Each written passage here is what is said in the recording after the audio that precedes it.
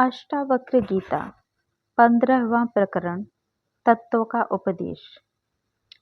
सत्व बुद्धि वाला पुरुष थोड़े से उपदेश से ही कृतार्थ होता है।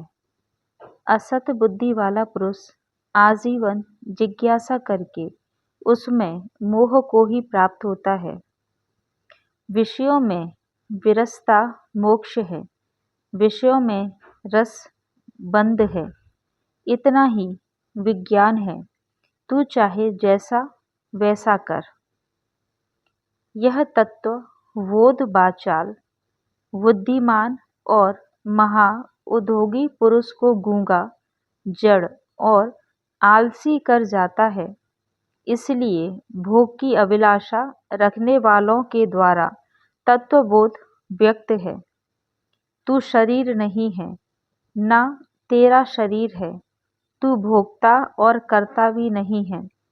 तू वो चैतन्य रूप है, नित्य है, साक्षी है, निरपेक्ष है। तू सुखपूर्वक विचर। राग और द्वेष मन के धर्म है, तू कभी मन नहीं है। तू निर्विकल्प निर्विकार बोध स्वरूप आत्मा है। तू सुखपूर्वक विचर। सब भूतों में आत्म को तथा सब भूतों को आत्मा जानकर तू अहंकार रहित और ममता रहित है। तू सुखी हो।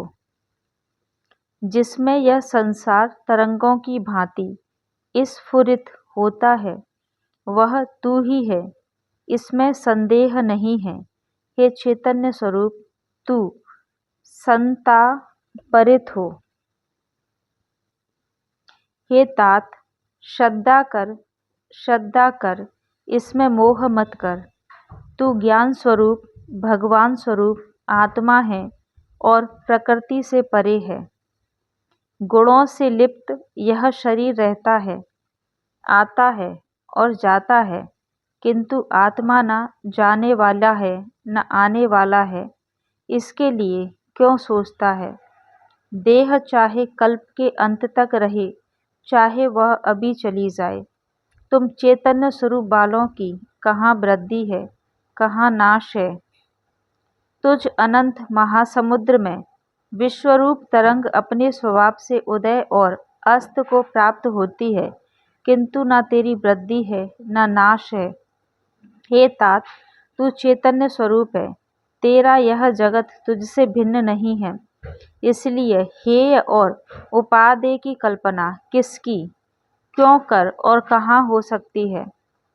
तुझ एक निर्मल अविनाशी शांत और चैतन्य स्वरूप आकाश में कहाँ जन्म है, कहाँ कर्म है और कहाँ अहंकार।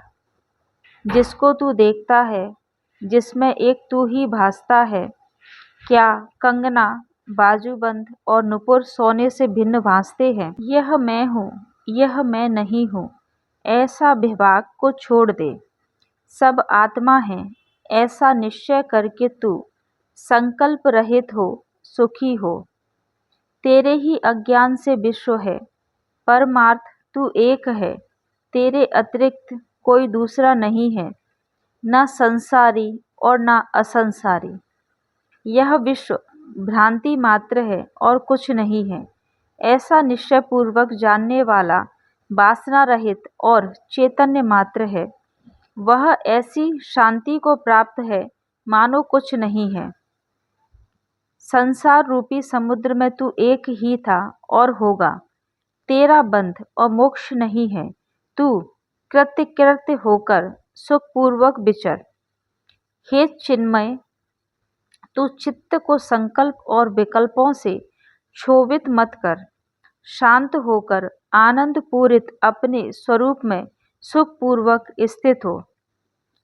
सर्वत्र ही ध्यान को त्याग कर हृदय में कुछ भी धारण मत कर। तू आत्मा मुक्त ही है, तू विमर्श करके क्या करेगा? इति श्री अष्टवक्र गीताया पंचदश प्रकरण समाप्तम।